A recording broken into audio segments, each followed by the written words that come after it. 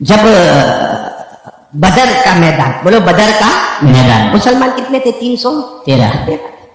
لیکن اللہ تبارک و تعالیٰ نے فیصلہ کیا، اللہ کا فیصلہ تھا کہ مسلمان جیتیں گے، چاہے سامنے ہزاروں ہو، لیکن آج جیت کس کی ہوگی؟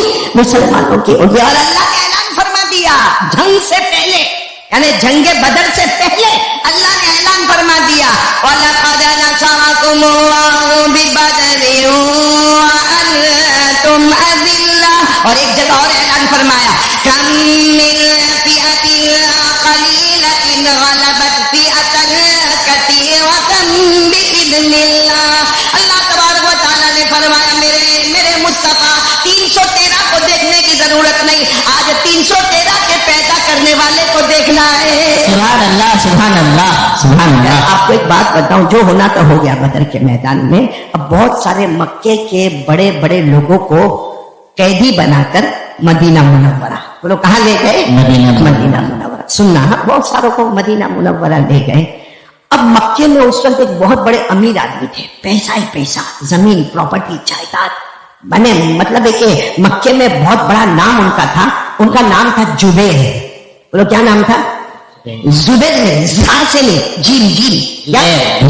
جبیر ان کا نام تھا. اب ان کو مکہ والوں نے گھیرا، اور مکہ والوں نے کہا تمہارے پاس زمین ہے، پراپرٹی ہے، جائیداد ہے، مال ہے، دولت ہے، کھیت ہے، باغ ہے، کیا چیز تمہارے پاس نہیں ہے؟ تم کیوں مدینہ نہیں جاتے؟ جاؤ مدینہ جاؤ، اپنے رشتہ داروں کو چھڑا کے لاؤ، جاؤ مدینہ جاؤ، محمد جو مانگے دے دینا، لیکن اپنے رشتہ داروں کو عزت کے ساتھ چھڑا کے لے کے آؤ، کیونکہ 600 کلومیٹر دور ہم سے ہے، یعنی ہم مکے میں ہیں، وہ لوگ کہاں ہیں؟ مدینے میں. تو جبیر نے کہا ٹھیک ہے. بہت دولت جمع کی، کئی اونٹ جمع کیے، اس پہ دولت کو رکھا اور کہا جا رہا ہوں. بولو کہاں جا رہا ہوں؟ مدینہ. بڑے غصے میں جا رہے تھے کیونکہ امیر تھے، دولت تھی، مال تھا، شہرت تھی، فیمس تھے، سیلیبریٹی تھے، اور اللہ نے بہت مال دیا تھا. ارے اونٹوں پہ بیٹھے اور سفر شروع ہوا، اور اپنے چند ساتھیوں کو لے کر اور مال اور دولت کو لے کر گئے، اور راستے بھر کہتے تھے محمد جو مانگیں گے دے دوں گا، لیکن چچا کو بھی چھڑا کے لاؤں گا، خالو کو بھی چھڑا کے لاؤں گا، اور میرے چچا کا بھائی کو بھی چھڑا کے لاؤں گا، ان کو بھی چھڑا کے لاؤں گا. جب یہ مدینہ پہنچے، بولو سبحان اللہ سبحان اللہ. نام کیا؟ جبیر. جب اپنے ساتھیوں کے ساتھ مدینہ پہنچے مدینہ پہنچے تو معلوم کیا کہ محمد کہاں ہے، تو معلوم ہوا مسجد نبوی میں ہے اور مغرب کا وقت ہو گیا ہے. بولو سبحان اللہ. ابھی وہ تھوڑا کچھ اور پوچھتے، اتنے میں تو اذان کی آواز آئی. اذان دینے والے حضرت بلال رضی اللہ سبحان اللہ. اذان کی آواز آئی، اللہ اکبر اللہ اکبر، اور اسی اذان میں آیا اشہد ان لا الہ الا اللہ. اسی اذان میں آیا اشہد ان محمد رسول اللہ. یہ اپنے اونٹ پر بیٹھے ہیں اور اپنے ساتھیوں کو کہتے ہیں دیکھو اللہ نے ہم کو مال و دولت سے نوازا ہے، محمد مسجد میں ہے، ہم مسجد میں نہیں جائیں گے، اپنے اونٹوں پر ہی بیٹھے رہیں گے. جہاں محمد رہتے ہو وہاں اپنا قدم بھی زمین پر نہیں جائے گا. محمد آئیں گے، ہم سودا کریں گے اور اپنے ساتھیوں کو چھڑا کے لے کے جائیں گے. ہم مکہ والے بڑی ناک والے ہیں، ہم اپنا پاؤں اس زمین پر رکھنے والے نہیں ہے. چلو حضرت بلال رضی اللہ تعالیٰ عنہ کی اذان ہو گئی، ہمارے نبی نے نماز پڑھانا شروع کی. پورا ان اللہ کی قسم کھا کر بولو ہمارے نبی کی آواز سے بڑھ کر کوئی آواز ہوگی؟ سبحان اللہ. تو ہمارے نبی کو ایسا مائک سسٹم کی ضرورت ہوگی جیسا قاری احمد علی کو ضرورت ہے؟ کوئی ضرورت نہیں. ہمارے نبی نے جو مغرب کیا اللہ اکبر کہا، وہ جبیر بھی بیٹھے ہیں، سب ساتھی بھی بیٹھے. ہمارے نبی نے سورہ فاتحہ پڑھی. بولو سبحان اللہ سبحان اللہ. جب سورہ فاتحہ، اچھا ہمارے نبی کو نہیں معلوم باہر اتنا بڑا مجمع، مال و دولت، یہ ریل پیل اونٹوں سے بھر بھر کے، سواریوں سے بھر بھر کے آیا ہے. ہمارے نبی نے جیسے مغرب کی نماز میں سورہ فاتحہ مکمل کی، ہمارے نبی نے پڑھنا شروع کیا. آپ بھی میرے ساتھ میں پڑھو گے. ہمارے نبی نے پڑھنا شروع کر دیا یاسین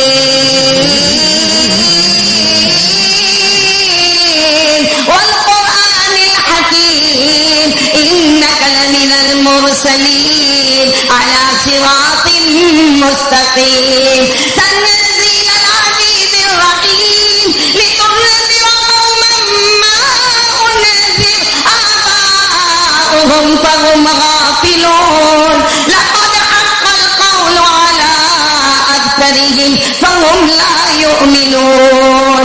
اتنا ہمارے نبی نے پڑھا اللہ اکبر، رکوع میں گئے.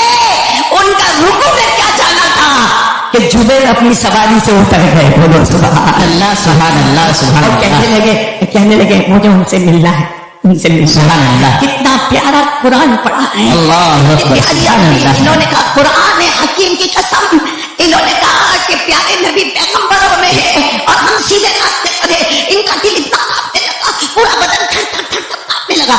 وہاں لوگوں نے کہا ابھی نہیں، وہ 3 رکعت پوری ہوگی مغرب کی. یہ گئے ہمارے نبی نے یہاں سلام پھیرا، یہاں سلام پھیرا، دھار سے جا کر ہمارے نبی کے سامنے پڑ گئے اور کہنے لگے میرے مصطفیٰ میں غلاموں کو چھڑانے آیا تھا، لیکن پیدا کرنے والے کی قسم آپ کا غلام بن کر آیا. سبحان اللہ سبحان اللہ. میں غلاموں کو چھڑانے آیا تھا، آپ کے ہاتھوں سے میں خود غلام بن کر آیا ہوں. ہمارے نبی نے ایسے سینے سے لگایا، انہوں نے کلمہ پڑھا اور کلمہ پڑھنے کے بعد ہمارے نبی کو فرمایا اب نہیں جاؤں گا، اب آپ کا دروازہ نہیں چھوڑوں گا. میں ایک زمانہ تھا کہ زمین میں سب سے زیادہ عداوت مجھے تھی تو محبت آپ سے تھی، اور آج وہ محبت ہے کہ آپ کی جان کے آگے میں اپنی جان قربان کر دوں گا، آپ کے آگے میں اپنا مال قربان کر دوں گا، میں اپنے اولاد کو قربان کر دوں گا، مگر آپ کو کانٹا بھی چبھنے نہیں دوں گا. ہمارے نبی نے فرمایا ٹھیک ہے جبیر، تھوڑا آرام، پانی پیو. پھر ہمارے نبی نے فرمایا کیا کرنے آئے؟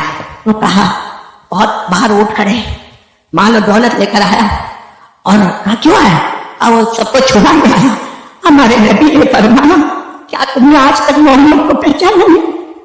10 سال میں تمہارے درمیان میں رہا، تم نے پہچانا نہیں. مجھے مال کی ضرورت، مجھے دولت کی ضرورت. ارے جبیر آ کر کہہ دیا نا جاؤ میں نے تمام کو آزاد کر دیا، جاؤ مجھے کچھ نہیں چاہیے، میں نے سب کو آزاد کر دیا. میرے دوستو حضرت جبیر کا جملہ میرے مصطفیٰ سب کو آزاد کر دیا، لیکن مجھے اپنی غلامی میں قبول کر لے، وہی حضرت جبیر. اب ہم جبیر کہتے تھے نا، اب کہیں گے حضرت جبیر رضی اللہ تعالی عنہ، اللہ ان کے صدقے ہماری مغفرت. آمین آمین آمین. میرے پیارو کون سا قرآن پڑھا انہوں نے؟ ہمارے نبی نے سورہ یاسین پڑھی نا، پوری سورہ یاسین پڑھی. کتنی آیتیں پڑھی؟ 4-5 آیتیں. ہو سکتا دوسری رکعت میں اور 4-5 آیتیں پڑھی ہوگی. 10 آیتیں پڑھی. حضرت جبیر کا دل بدل گیا.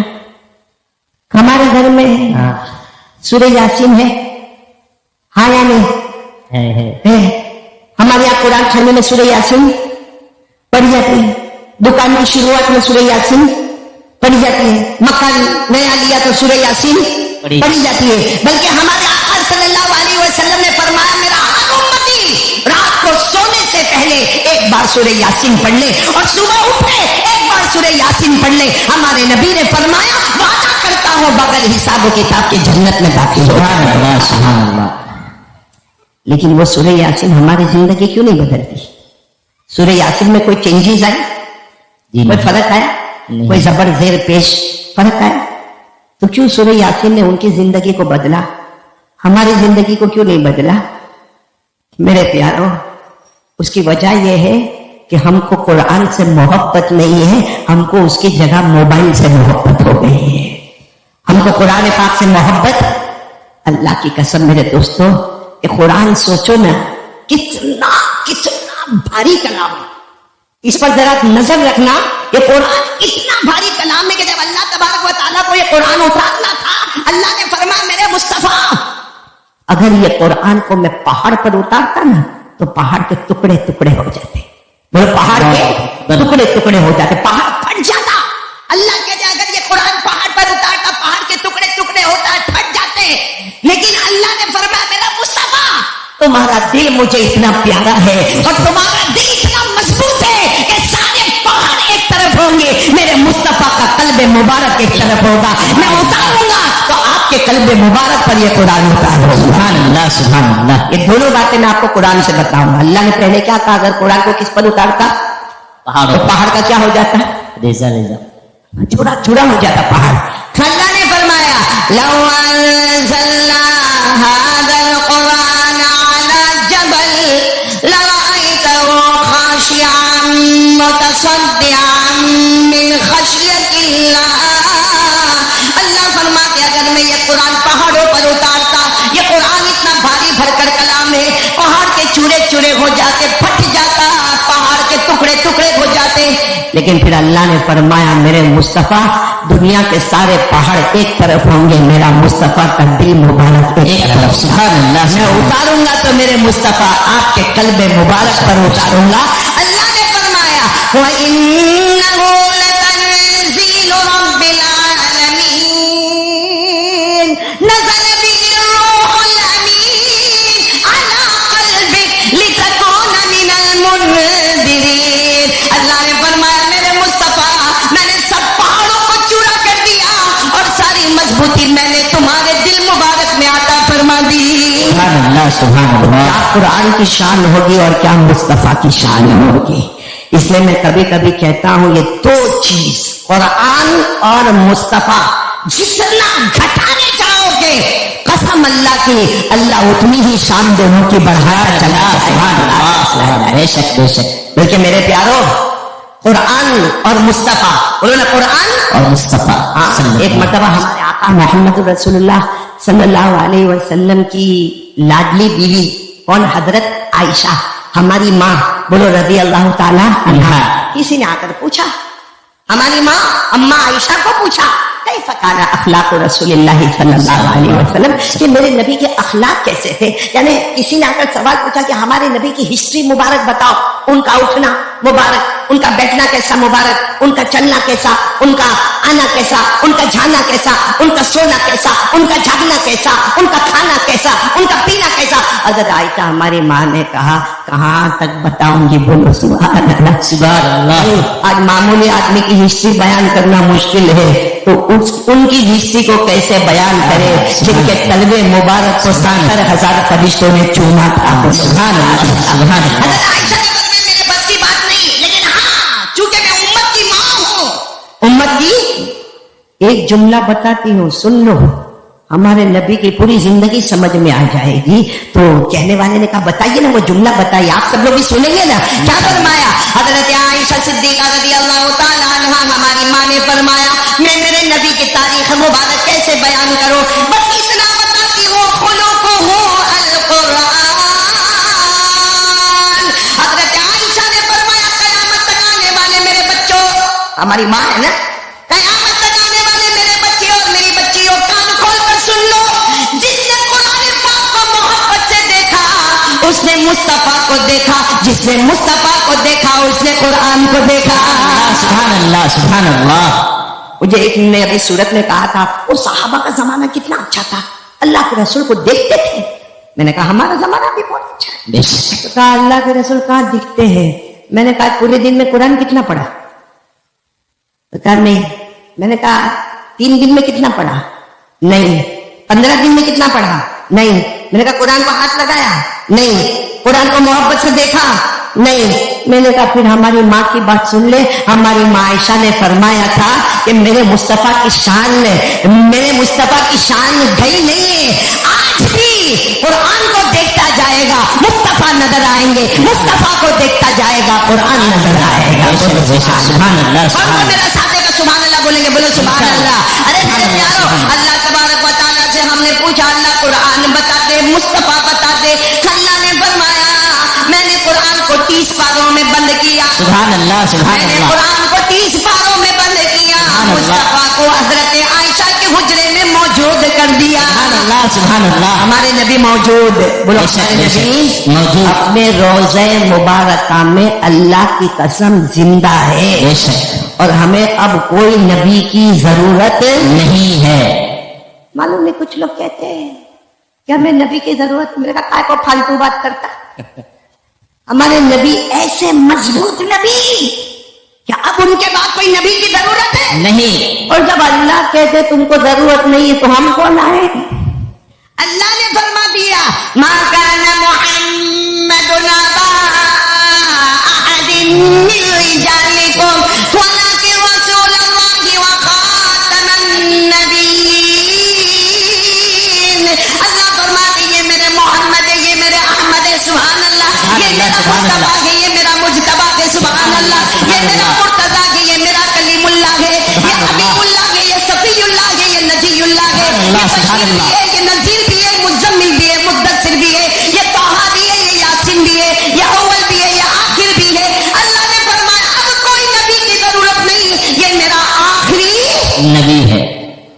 कोई नबी आने वाला नहीं।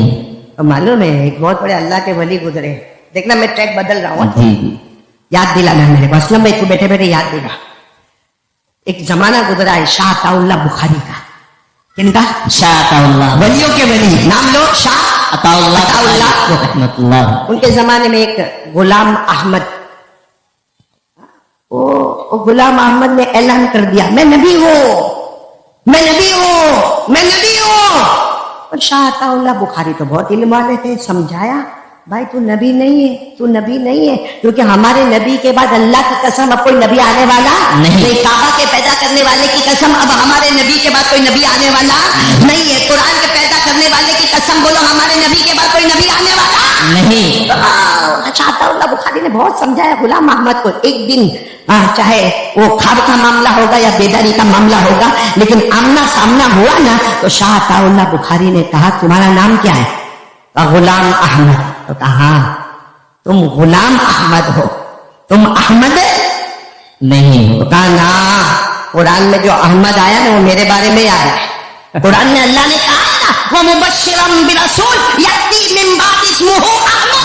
अल्लाह ने कहा है अहमद नाम के नबी आए हैं, आए हैं। तो वो अहमद नहीं हो। तो शाह अताउल्लाह ने समझाया तुम अहमद नहीं हो, तुम गुलाम अहमद हो, गुलाम अहमद हो। आवाज से तुम अहमद नहीं हो, तुम गुलाम अहमद हो। बहुत समझाया नहीं माना। हाँ तुम अहमद नहीं हो, तुम गुलाम अहमद हो। तो उसने गुस्से में क्या कहा मालूम? नहीं मैं अहमद हो।